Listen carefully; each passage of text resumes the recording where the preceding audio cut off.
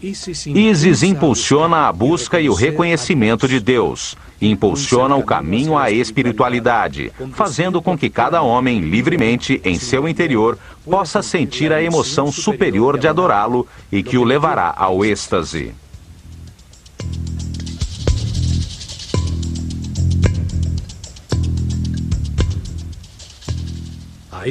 A esta força maternal do universo foi dedicada a ilha de Philae, uma ilha granítica no centro do Nilo, situada imediatamente após a primeira catarata, ao norte da Núbia, na fronteira entre o reino egípcio e o reino cuxita. Philae quer dizer ilha ou montículo sobre as águas que emergiu no tempo de Ra. Este nome sugere o uso sagrado deste lugar desde a mais remota antiguidade.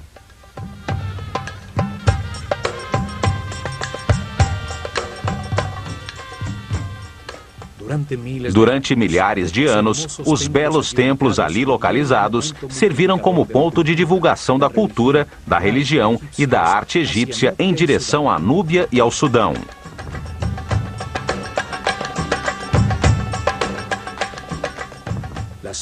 As ruínas mais antigas se encontram no canto sudeste.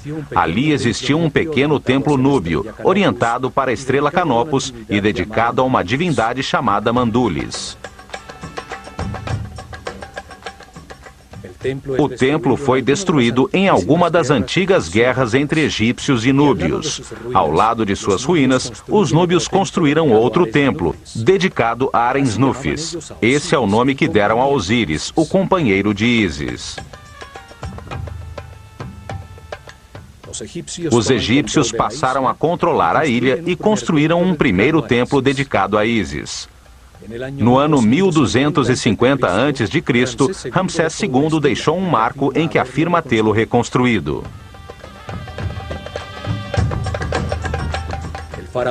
O faraó Taharka faz o mesmo no ano 680 a.C. e 120 anos depois, no ano de 560 a.C., o faraó Amasis mandou talhar as imagens de seu pílono. 300 anos mais tarde, no canto sul, Nectanebo construiu um pequeno templo. No ano 250 a.C., os faraós ptolemaicos, herdeiros de Alexandre Magno, decidiram reorientar o eixo do templo em 21 graus, para enfocar novamente a estrela Canopus, que tinha se deslocado com o movimento do sistema solar.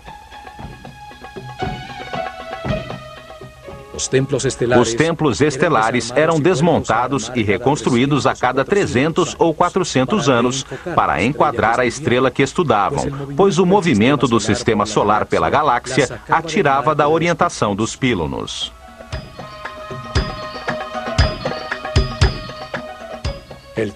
O templo deveria ser inteiramente desmontado para adequar-se ao novo eixo.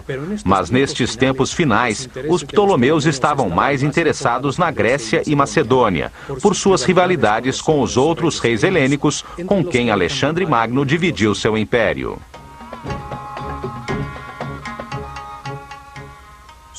Sua localização em uma ilha tornava este trabalho ainda mais difícil. Por isso, decidiram construir um templo com um segundo pílono que enquadrasse adequadamente a abóbada celeste sem modificar o templo.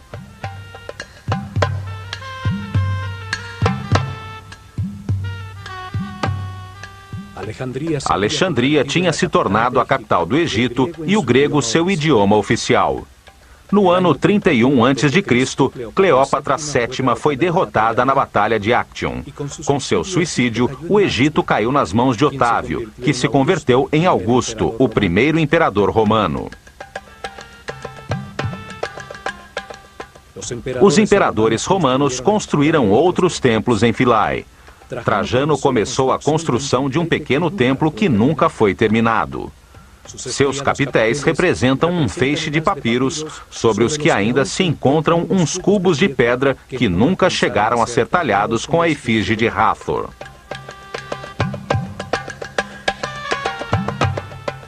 Philae foi um dos últimos lugares em todo o Egito onde permaneceram sacerdotes dedicados ao culto antigo. Ali surgiram seitas gnósticas que mais tarde, com o nome de Rosa-Cruzes, maçons e Illuminatis, manteriam em segredo os conhecimentos egípcios. No ano de 553 d.C., a ilha, um dos últimos bastiões do chamado paganismo egípcio, foi dedicada a Santo Estevão e à Virgem Maria por um decreto do imperador Justiniano. No século XX, a ilha de Philae foi submersa pela represa de Assuã. Com fundos da Unesco, o templo e as demais construções foram desmontados, peça a peça, e reconstruídos na ilha Algíquia, a quem se deu a forma da ilha original.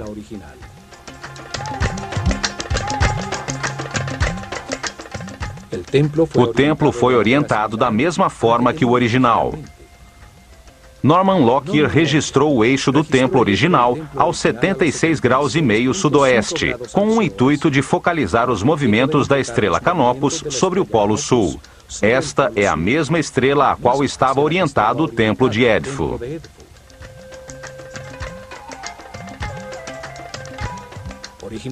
Originalmente, as duas torres do píluno enquadravam Canopus, a estrela polar do sul, aos 15 graus sobre o horizonte, durante milhares de noites. Uma nova confirmação de que todos os templos egípcios estavam orientados para uma estrela ou para o sol.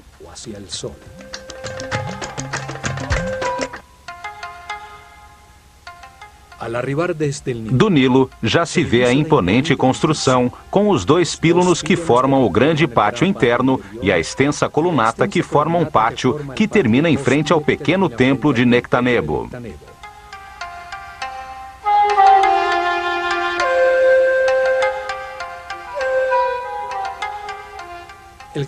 O grande pátio externo tem uma forma de trapézio pela disposição de uma colunata dupla, formada por 32 colunas construídas em um ângulo que se abre em direção ao templo, produzindo uma ilusão de maior profundidade. As colunas e um extenso muro que tem a distâncias regulares, uma série de janelas que se abrem para o Nilo, formam um imenso corredor. Todas as colunas são diferentes, como um conjunto de papiros. Seus capitéis floreados, de cores vivas, tinham diferentes formas.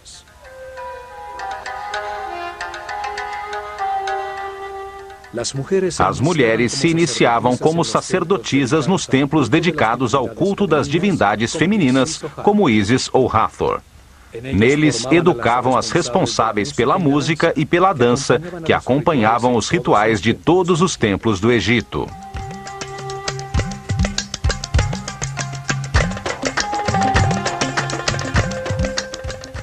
As mulheres dedicadas à música, chamadas de Shemayet, podiam também servir às divindades masculinas e também transformar-se em escribas. Mas era a mulher a encarregada de tocar o sistro, cujo som acalmava as divindades e permitia que a mente do homem descansasse.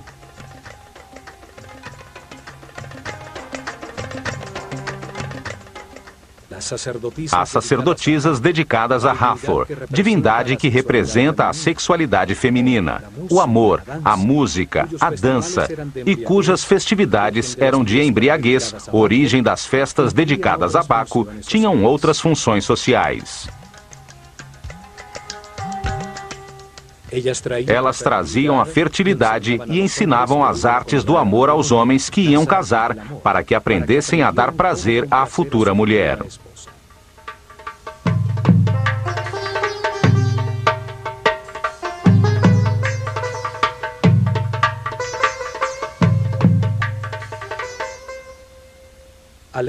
A leste, sobre a colunata do grande pátio, encontra-se um pequeno templo dedicado a Imhotep, o sumo sacerdote que construiu a pirâmide escalonada de Saqqara e deixou os planos e desenhos dos templos de Dendera e Edfu.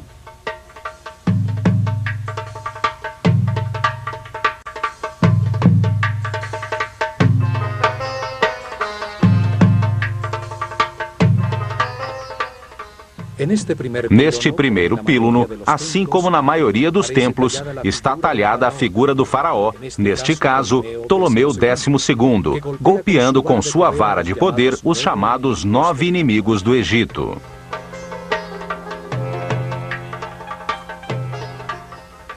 Era uma espécie de superstição gráfica simbólica que mantinha afastadas as forças do caos e proclamava a vontade do faraó, mediador entre o homem e a divindade, de manter a ordem no Egito e em todo o cosmo.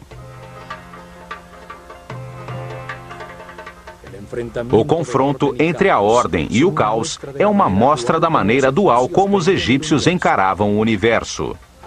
Assim também o país tem duas regiões, o Grande Vale do Nilo, chamado de Alto Egito, e o delta em que se abre quando chega ao Mediterrâneo, chamado de Baixo Egito.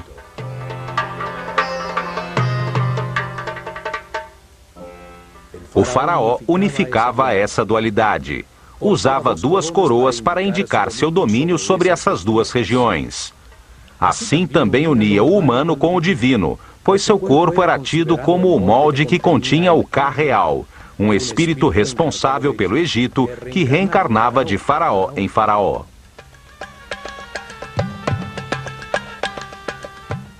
Por isso, o faraó, o mais importante de todos os egípcios vivos, representava o nível de consciência alcançado pelo povo durante seu reinado. Era como um Deus menor, ao ser sempre a reencarnação do espírito designado por Deus para manter o Egito organizado.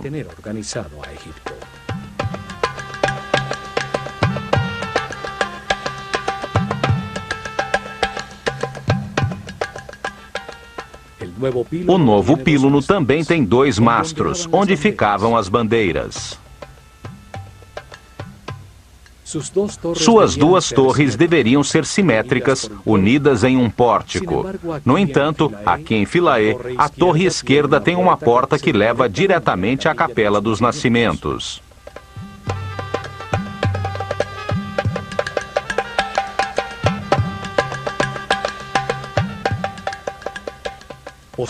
Posteriormente, no período da iluminação romana, um pórtico foi anexado ao primeiro píluno.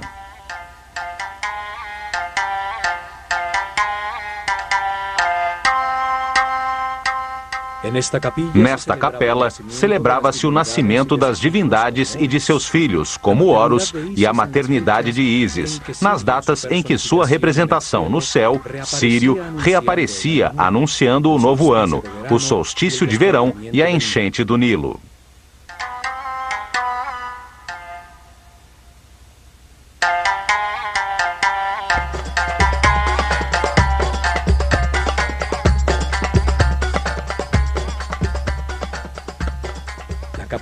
A Capela dos Nascimentos, com suas colunas atóricas, substituiu o templo principal como observatório astronômico, antes dos romanos construírem as colunatas que dão forma ao pátio trapezoidal.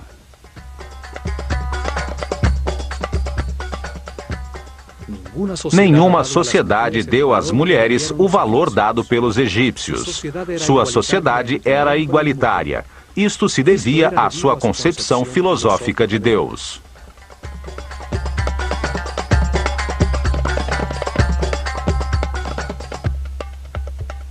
Em ações legais.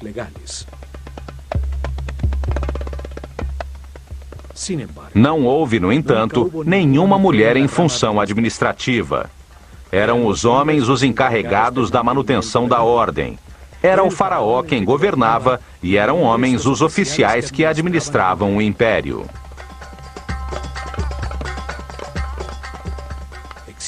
Existe uma lenda que afirma que o direito ao trono era transmitido através da linha feminina, que era a princesa real, a herdeira legal do trono. O homem por ela escolhido como marido se convertia no faraó reinante.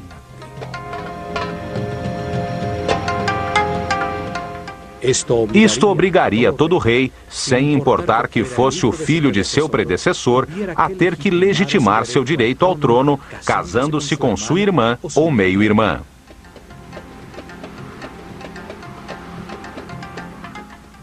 No entanto, não existe uma linha direta de herdeiras que confirme esta lenda.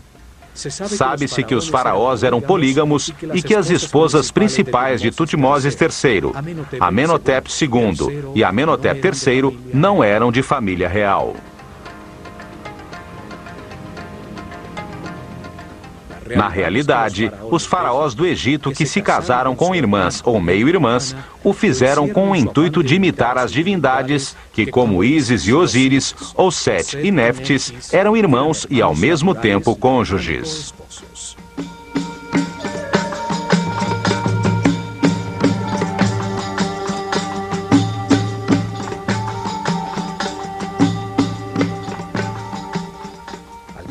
Ao casar-se com sua irmã ou sua filha, o faraó se distanciava dos súditos, que nunca se casavam assim, e se colocava ao nível das divindades, reafirmando seu direito divino de reinar.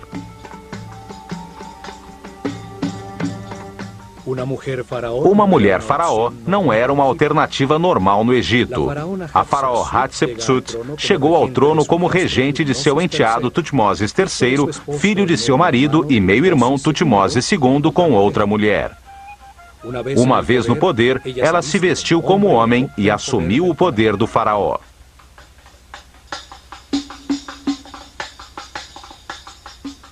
Após seu reinado, sua imagem como faraó foi sistematicamente apagada dos registros para eliminar da memória uma mulher que se apoderou do trono de forma imprópria. No entanto, suas imagens como rainha ainda continuam intactas.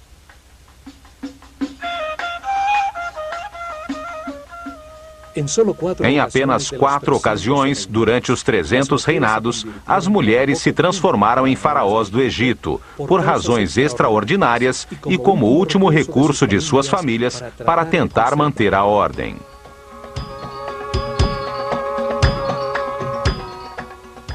A primeira foi a rainha Nitiriket, que reinou ao final da 6ª dinastia, no começo do caos, que hoje se chama de primeiro período intermediário.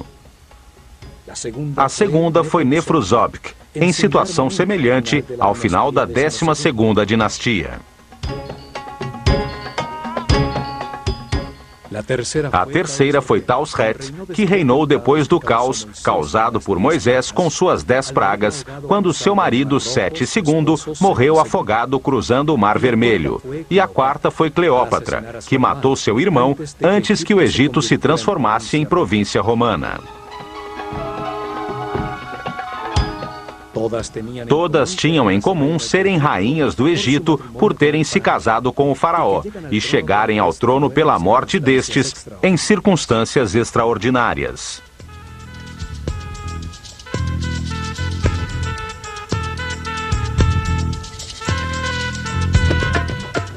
Os sacerdotes podiam se casar, mas só lhes era permitido uma mulher. Os demais homens, incluindo o faraó, podiam ter quantas quisessem, ainda que a maioria optasse por apenas uma.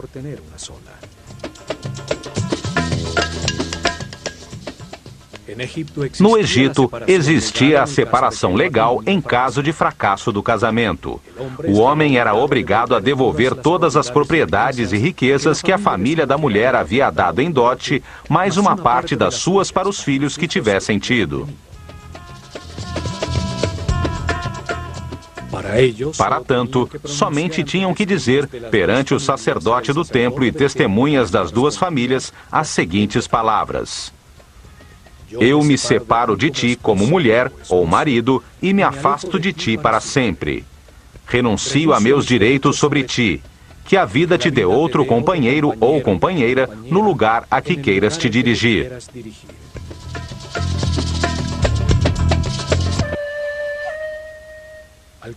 Cruzando o novo píluno, chega-se ao antigo pátio das galerias, agora rodeado pela fachada original do templo, o corredor direito com suas 10 colunas e, ao lado esquerdo, a nova Capela dos Nascimentos.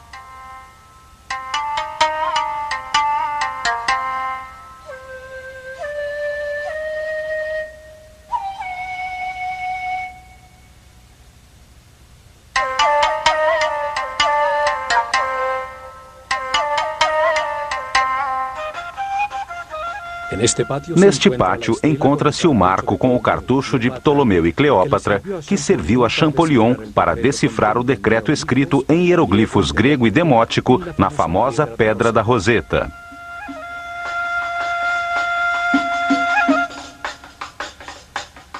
O decreto obrigava a render-se culto à pessoa do faraó.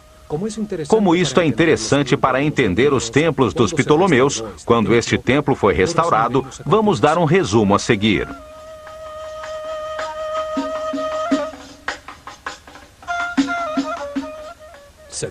Decreta-se que todos os templos do Egito devem destinar em seu interior, ao lado dos santuários dos deuses, um lugar que mantenha uma imagem em ouro do eterno rei Ptolomeu, o amado de Ptah, o deus Epifânio Eucaristos, diante do qual deve-se colocar a imagem da divindade principal do templo, entregando-lhe a arma da vitória. Tudo deve ser feito com o estilo egípcio, e os sacerdotes, com suas vestimentas sagradas, devem prestar adoração 3 vezes por dia, realizar todos os rituais em sua honra e, nas festividades egípcias, carregá-lo nas procissões, como fazem com os outros deuses.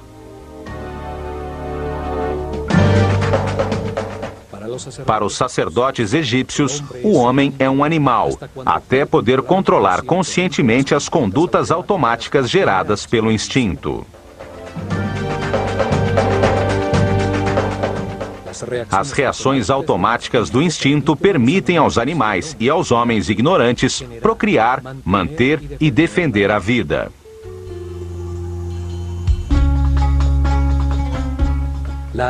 A atração pelo sexo oposto impulsiona a geração da vida.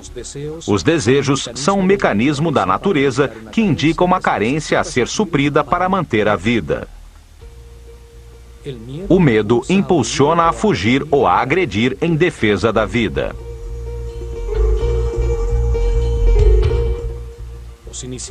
Os iniciados aprendiam que os instintos são uma limitação para a realização espiritual superior. A escola de mistérios tinha templos especializados em gerar consciência e dar o treinamento necessário para a conscientização sobre tais condutas.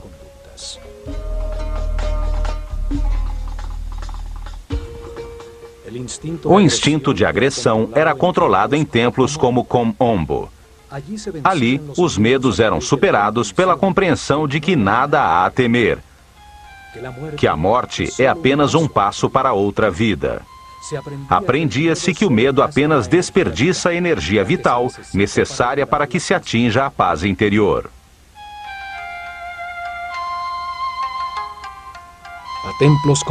A templos como o de Philae, dedicados a divindades femininas, iam os iniciados nos primeiros níveis, para serem guiados pelas sacerdotisas do templo, de forma a tomar consciência dos desejos gerados por seu instinto de atração. O desejo permite ao homem reconhecer uma necessidade ou uma atração. Produzem uma reação de agrado ou de rejeição nos centros emocionais, que, por sua vez, conectam os sentimentos na mente. Mas tais sentimentos são polarizados. Podem ser de alegria ou tristeza. Podem produzir satisfação ou insatisfação. Por isso é tão importante compreender como são formados para podermos então controlar os de características negativas. Os sentimentos negativos geram apatia, esgotam a energia vital e escravizam o homem às baixas frequências de vibração. Os egípcios acreditavam que o caminho evolutivo começa com o controle dos centros inferiores, quando essas condutas automáticas se tornam conscientes.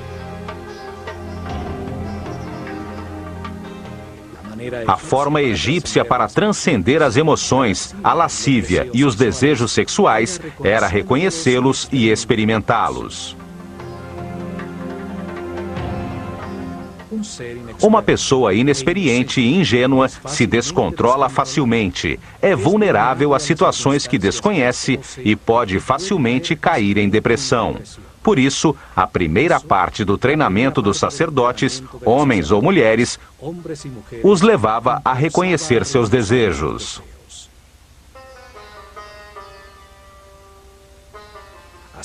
Aprendiam que ao ativar os centros inferiores e os sentimentos através do amor e da compreensão, o resultado para a mente é sempre de paz, harmonia e felicidade.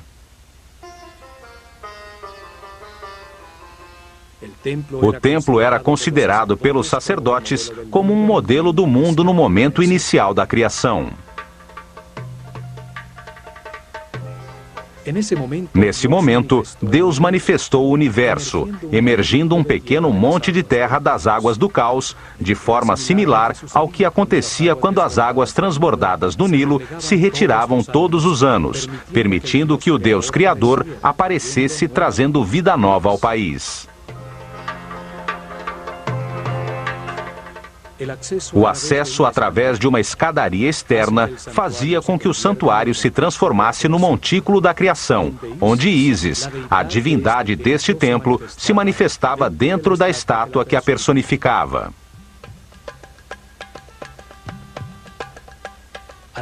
Ao subir ao seu interior, chega-se a um pequeno pátio cercado por colunas, localizado no centro do chamado Salão da Vida, um salão suspenso com elevadas colunas.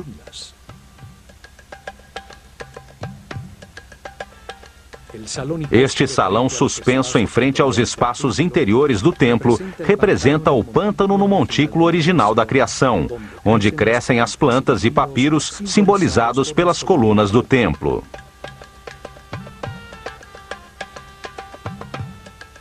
O espaço aberto central servia às vezes de capela, onde as figuras simbólicas eram expostas à luz solar para renovar a energia, num ritual antiquíssimo.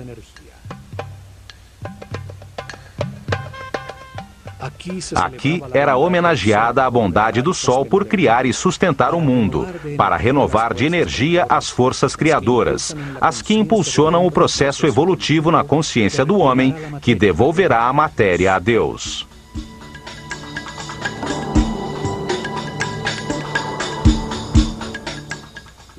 Os muros deste espaço foram talhados para mostrar como o universo era entendido. Vemos também outras talhas de numerosas cruzes cópticas, marcas da nova filosofia que chegou ao Egito quando Philae se transformou numa igreja católica.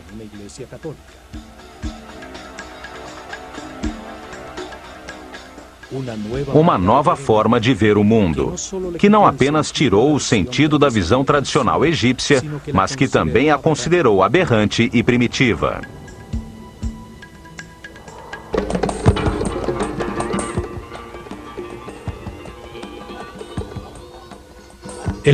O Salão da Vida, ou Per Ankh, servia como um escritório, onde eram escritos, copiados, editados e armazenados os textos sagrados. Ali eram feitas em papiros as ilustrações mestras que deviam ser talhadas nos muros do templo.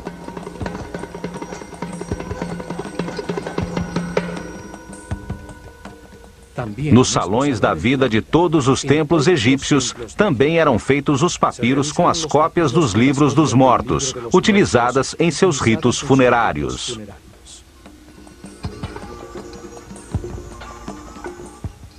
A Casa da Vida era o centro de ensinamento do templo.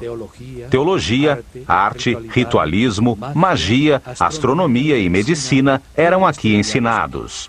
A biblioteca, com os textos armazenados, serviu como modelo para a Biblioteca de Alexandria.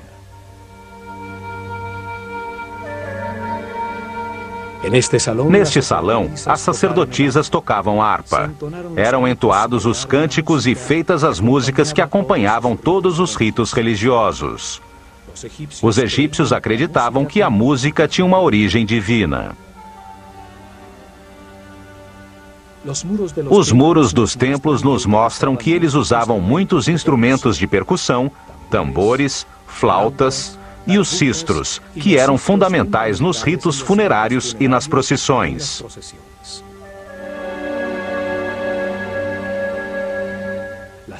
As danças, as músicas e os cantos estimulavam o Criador para que a fertilidade não fraquejasse, evitando assim que o cosmo retornasse ao caos.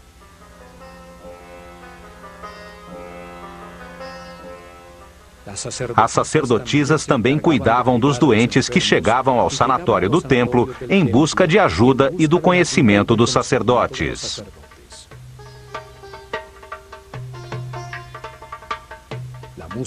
A música era usada como instrumento de cura espiritual e material, e as notas musicais eram usadas como medida entre a Terra e os planetas. Ao dançar, adorava-se a Deus, à força do amor, à felicidade, ao baile e à música.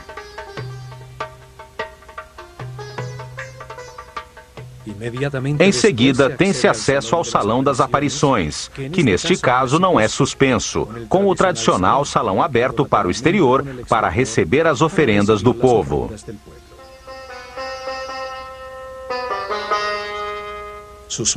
Seus muros contêm cenas que, como em todos os templos do Egito, não têm nenhum fundo.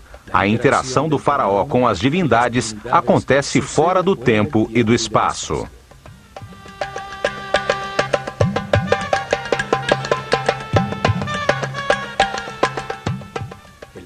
O templo era o cenário onde se representavam os diferentes rituais de forma dinâmica, em meio ao som musical das vozes e instrumentos, o recitar das palavras dos ritos, o cheiro de incenso, em louvor à divindade, para conseguir seu apoio na continuação do universo organizado. Havia liturgias diárias e uma série de festividades cíclicas, onde as figuras simbólicas recriavam os mitos em cerimônias no espaço sagrado do templo e procissões em barcas sagradas pelo Nilo em direção a outros templos.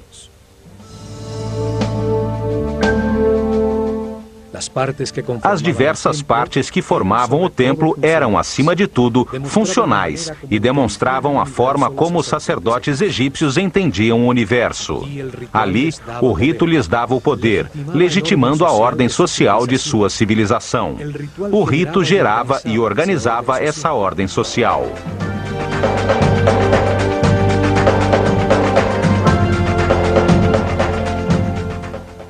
Depois, chega-se à Câmara das Oferendas. Do seu lado esquerdo ficava o Salão da Barca de Ouro, usada para levar a imagem sagrada nas procissões e festividades.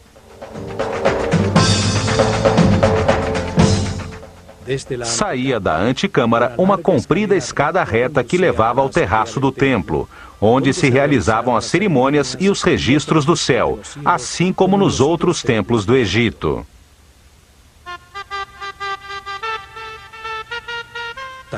Talhados nas paredes desta antecâmara, vê-se o faraó Ptolomeu fazendo oferendas a Ísis.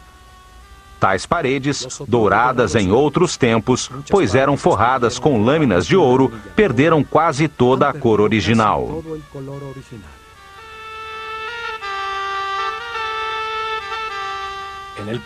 No ponto central do templo estava o Santuário de Ísis, que continha em seu interior um altar de granito com a imagem de ouro da divindade. Era a estátua do culto, que era levada na barca de ouro durante as procissões e rituais.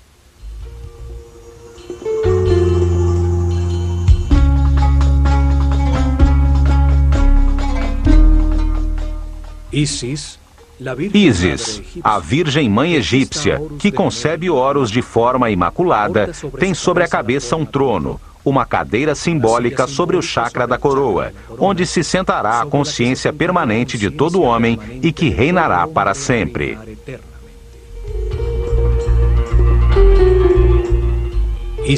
Ísis é a tradução grega do nome egípcio Aset, que significa trono da consciência.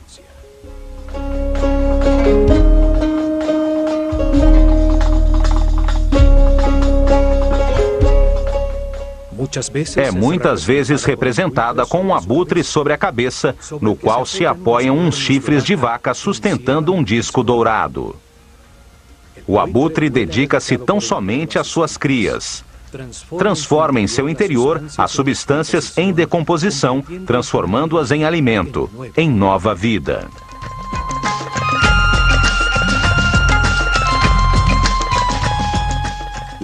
A vaca, que transforma a vegetação em alimento para o homem, era para os egípcios o símbolo do princípio nutritivo. Seus chifres têm a forma da lua crescente, mãe dos ciclos, que sustenta o disco solar, fonte da vida e luz da consciência.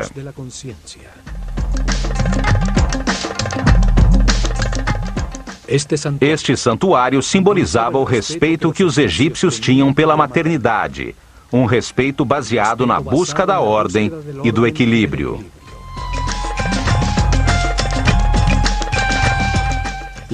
Legitimava sua visão do mundo. Este era o coração do espaço dos rituais, a casa da divindade onde o faraó ou os mais altos sacerdotes interagiam com a divindade, representando todos os homens.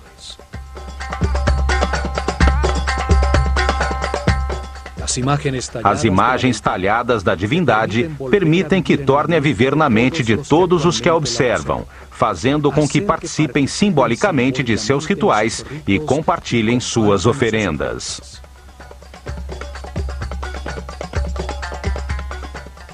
Esta é a herança que os antigos egípcios deixaram à consciência de toda a humanidade. A visão de um universo dual, um lugar onde se experimenta os contrastes polares para que se entenda a neutralidade.